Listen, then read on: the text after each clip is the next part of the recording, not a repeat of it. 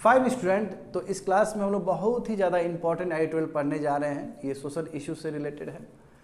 तो marital rape exception of section 63 of Bharatiya Nyaya Sanhita, the issue is highly complex. GS paper 2 constitution and polity.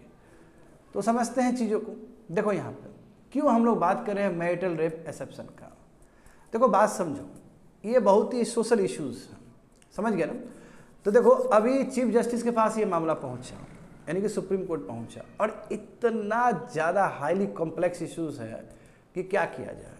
इससे पहले Delhi high court में भी पहुंचा और वहाँ पे भी जो जजमेंट 1-1 से आया, वहाँ पे भी जजमेंट टाई हो गया। देखो रेप और मैरिटल रेप दोनों में अंतर है।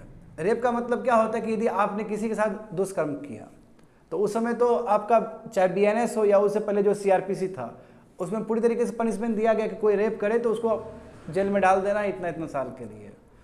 मगर जब हस्बैंड अपने वाइफ के साथ है ना, और उसके नहीं चाहते हुए भी सेक्सुअल रिलेशन बनाए और वो लड़की जाकर बोले कि मेरा रेप हो गया, तो कैसे उसको कहा जाए कि ये रेप हुआ है।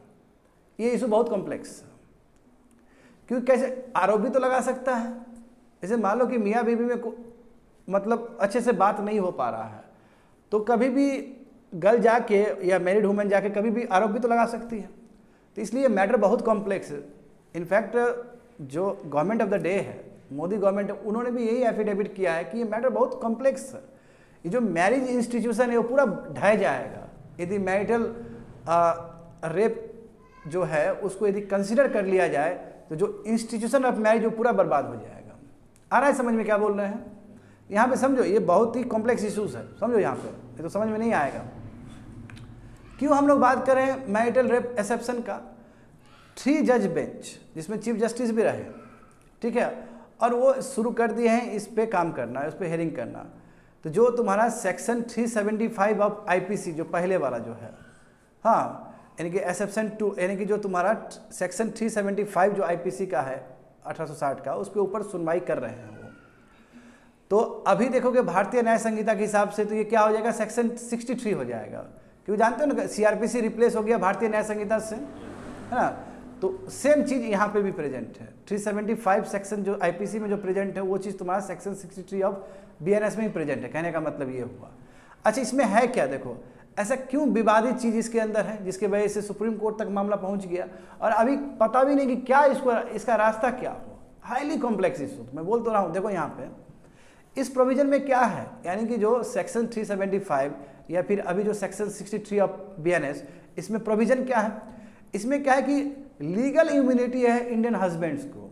यदि मान लो कि वो सेक्सुअल इंटरकोर्स करता है अपने वाइफ के साथ और उसकी वाइफ यदि 18 साल से नीचे नहीं है, यानी कि 18 साल से ऊपर है, तो उसको रेप नहीं माना जाएगा, चाहे उस वाइफ का मन हो या नहीं हो। तो ये तो एक बहुत अलग इशू हो गया। बात समझ रहे हो ना? तो इसमें एक एक्सेप्शन दिया गया है इसमें कि यदि हस्बैंड अपने वाइफ के साथ सेक्सुअल इंटरकोर्स करता है और वाइफ जो है 18 साल से ऊपर है, तो इसको रेप नहीं माना जाएगा। यदि जोर जबरदस्ती भी करेगा तो फिर भी रेप नहीं माना जाएगा। तो ये तो पूरी तरीके से क्या कॉलोनियल लेगेसी है ये, है ना। तो इसलिए जो पिटिशनर ने कहा है कि ये तो गलत बात न है, महिलाओं को भी पूरा अधिकार होना चाहिए अपने बॉडी के ऊपर कि किस तरह उसका बॉडी का यूज करना है। कैसे हस्बैंड जबरदस्ती कर सकता है? That is the contention of petitioner and ये हाईली कॉम्प्लेक्स इशू है। अच्छा, कैसे तुम कहोगे कि वो जो औरत जो लेके गई है पिटिशन लेके, वो कैसे वो सही है कैसे गलत है, कैसे चेक होगा ये चीज? इट्स हाईली कॉम्प्लेक्स इशू ना। अब यहाँ पे देखो थोड़ा सा सेक्शन 375 आईपीसी का देखो। इसमें बच्चे लोग 7 तरीका दिया गया है इस सेक्शन में कि जिसके वजह से हाँ तुम किसी भी क्राइम को रेप घोषित कर सकते हो। यानी कि जो सेक्सुअल इंटरकोर्स का 7 कंडीशन दिया गया है जिसके वजह से उस क्राइम को रेप घोषित किया जा सकता है। समझ गए ना? यानी कि विदाउट द ह्यूमन कंसेंट। मैं इसमें एक्सेप्शनल है। इसमें एक्सेप्शनल क्या है? इसमें 2 एक्सेप्शन है। पहला एक्सेप्शन क्या है कि जो भी चीज़ रेप जो घोषित हो रहा है पहले मेडिकल प्रोसीजर किया जाएगा। देखते हो ना, समाज में कोई भी इस तरह का खराब काम होता है तो पहले मेडिकल चेक होता है कि सही है कि नहीं है, नंबर 1। तो एक्सेप्शन क्या है कि पहले मेडिकल प्रोसीजर चेक करवाया, यानी कि मेडिकल प्रोसीजर करवाया जाएगा, फर्स्ट एक्सेप्शन। सेकंड क्या है? सेकेंड एक्सेप्शन क्या है कि यदि हस्बैंड अपने वाइफ के साथ सेक्सुअल इंटरकोर्स करता है और वाइफ जो है 18 साल से ऊपर है तो उसको रेप नहीं माना जाएगा। तो दो है कि नहीं, बताओ एक्सेप्शन। फर्स्ट एक्सेप्शन क्या है कि ऐसे किसी को रेप नहीं माना जा सकता जब तक उसका मेडिकल टेस्ट ना हो जाए। और दूसरा क्या है, दूसरा मतलब पूरा छूट है हस्बैंड को। यदि औरत ये बोलते रह गई कि मेरे साथ रेप हुआ है, मेरे हस्बैंड ने मेरे साथ रेप किया, तो फिर भी उसको रेप नहीं माना जाएगा। तो पिटिशनर का कंटेंशन भी यही है। अच्छा, नॉर्मली जब होता है कोई भी कन्विक्ट, जो भी लोग गलत काम करते हैं इस तरह का, तो उसको कम से कम 10 साल का कारावास होता है यदि रेप किया। यदि 7 टाइप्स ऑफ क्राइम रेप हो सकता है ना, 7 तरह का दिया गया है ना सेक्शन 375 ऑफ आईपीसी में कि 7 तरीके से जो सेक्सुअल इंटरकोर्स है उसको रेप किया जा सकता है, रेप कहा जा सकता है। तो यदि किसी ने रेप किया है तो उसको 10 साल का मिनिमम कारावास होगा। और नहीं तो हो सकता है कि बहुत ही हीनियस है तो वो लाइफ लॉन्ग भी जा सकता है, लाइफ सेंटेंस भी हो सकता है। और कई बार तो ऐसा भी हुआ कि निर्भया का भी देखे थे हम लोग कि कैपिटल पनिशमेंट तक मिला है, समझ रहे, कैपिटल मतलब फांसी भी मिला है। अब यहाँ समझो कि ये जो मैरिटल रेप एक्सेप्शन है कहीं ना कहीं ये लीगल फिक्शन क्रिएट करता है कि ऐसे कैसे, जब इस देश में इक्वलिटी है, कोई भी डिस्क्रिमिनेशन नहीं हो सकता है on the basis of RRSCP। तो एक हस्बैंड यानी कि जो लड़की शादी कर ली और जो लड़की शादी नहीं की, जो शादी यानी कि एक मैरिड वुमेन है और एक अनमैरिड वुमेन है, दोनों के साथ अलग ट्रीटमेंट हो रहा है कि नहीं हो रहा है।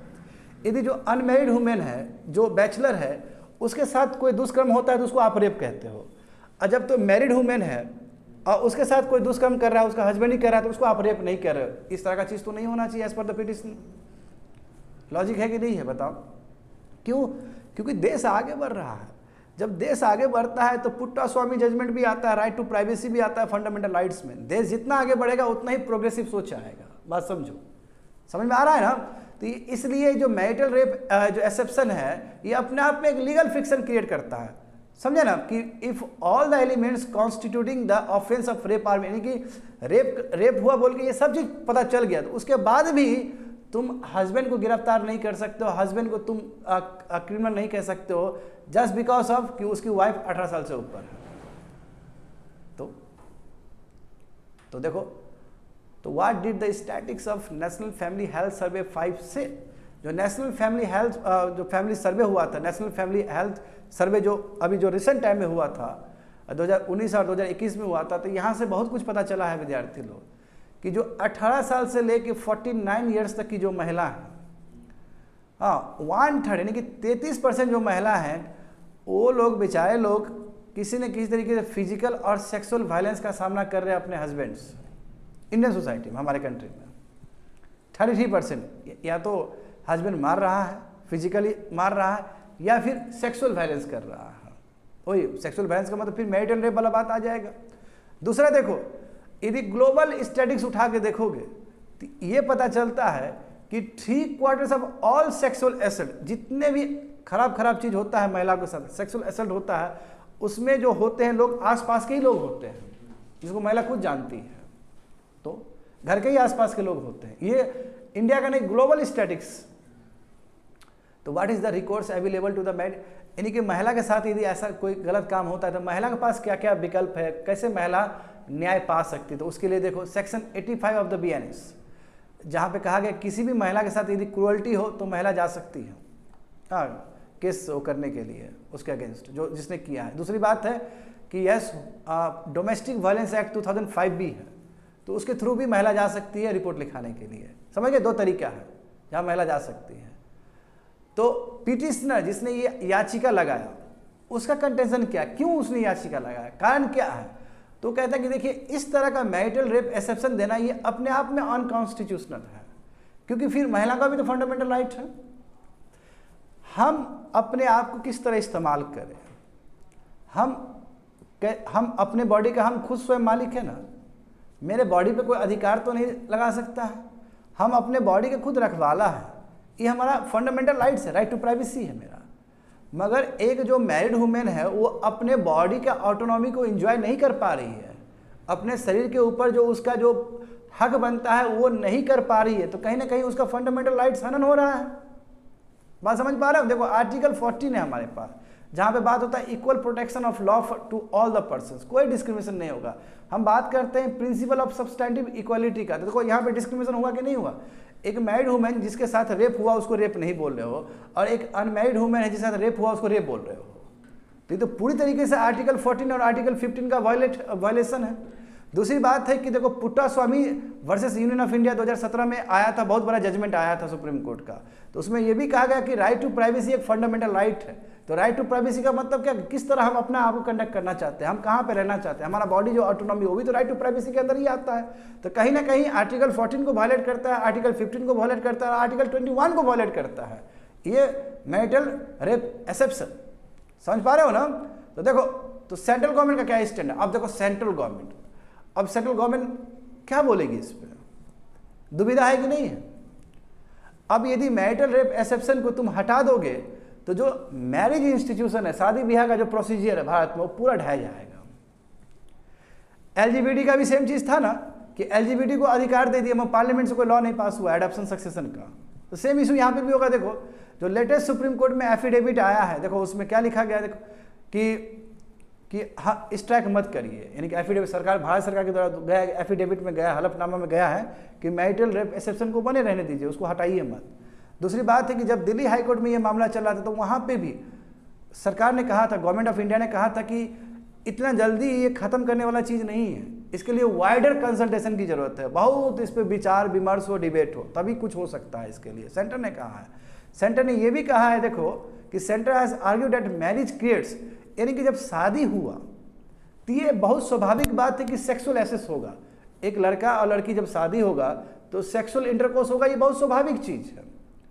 वो स्ट्रेंजर तो नहीं है, वो तो उसका हस्बैंड है, वो तो बहुत कॉमन चीज़ है, वो कोई बड़ी बात नहीं है। बात समझे ना। That man has no fundamental right to violate his wife consent, it has a contempt that classifying such act is a rape is actually, यानी कि जब शादी हुआ तो ये पूरी तरीके से तय है कि उसको सेक्सुअल एक्सेस मिलेगा। जब लड़का ऐसा करता है, समझे, और उसके बाद लड़का के ऊपर आप कहो कि रेप किया है, तो ये भी बहुत हार्श, ये बहुत हार्श है, यानी कि ये हलफनामा में जा रहा है गवर्नमेंट ऑफ इंडिया के द्वारा।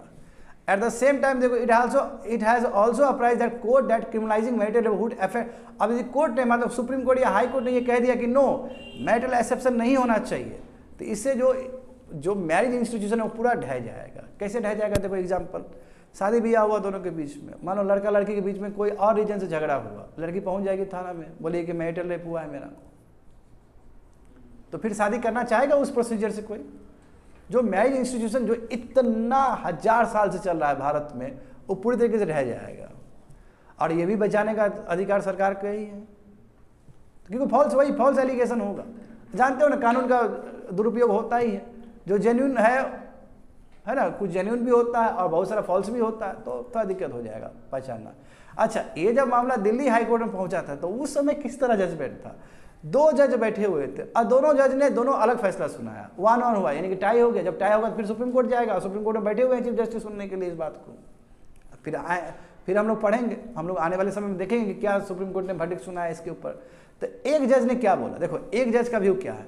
एक जज ने कहा कि हाँ मैरिटल रेप एक्सेप्शन सही बात है, महिलाओं के अगेंस्ट है, महिला का जो बॉडी को ऑटोनॉमी जो होना चाहिए, अपने शरीर पे जो अधिकार होना चाहिए, उसके ये अगेंस्ट है, इसलिए ये खत्म होना चाहिए। यानी कि मैरिटल रेप एक्सेप्शन क्लॉज खत्म होना चाहिए। और यदि हस्बैंड भी अपने वाइफ के ऊपर यदि इस तरह का काम कर रहा है तो उसको भी रेपिस्ट के रूप में ही रखा जाए। That is the statement of your first जज। देखो, क्योंकि ये जो चीज़ है पेट्रियार्कल मिसगोनी समाज को दिखाता है कि जहाँ पे महिलाओं के साथ गलत चीज़ हो रहा है।